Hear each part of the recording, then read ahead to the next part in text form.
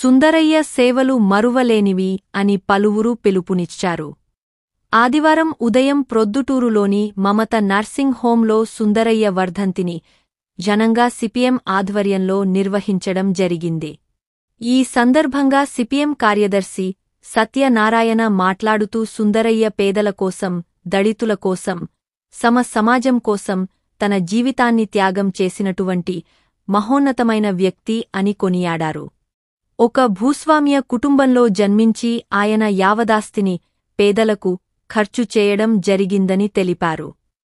అటువంటి వ్యక్తులు ఈరోజు దీపం పెట్టి వెతికినా దొరకరని అన్నారు. ఆయన పార్లమెంటుకు ఎంపికే సమావేశాలకు సైకిల్పై వెళ్లేవారని ఈరోజు వార్డు నెంబర్లు కూడా లగ్జరీ కారులు వినియోగిస్తూ ప్రజల సొమ్ము దుర్వినియోగానికి పాల్పడుతున్నారు అని వివరించారు. ఆంధ్ర రాష్ట్రంలో ఎక్కడ ప్రాజెక్టులు నిర్మించాలి అని ప్రభుత్వానికి నివేదిక అందజేసిన వ్యక్తి సుందరయ్య అన్నారు. సుందరరామిరెడ్డిగా ఉన్న పేరును తోక తొలగించేసి సుందరయ్యగా పిలిపించుకునేవారని, కార్యకర్తల కోసం తరచూ శ్రద్ధ పెట్టేవారని అన్నారు.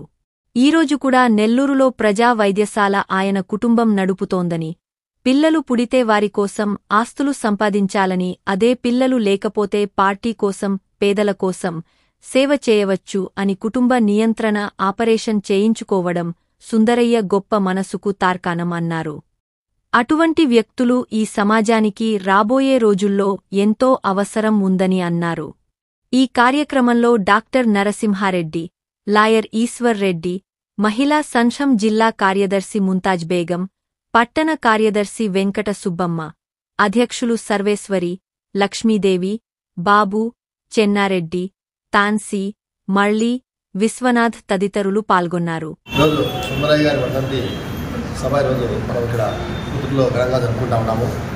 ఎందుకు జరుపుకుంటున్నామంటే ఆయన జీవితం అంతా కూడా పేదల కోసము సమాజం రావాలా, పేదల రాజ్యం రావాలని చెప్పేసి కృషి చేసినటువంటి మహోన్నతమైనటువంటి వ్యక్తి.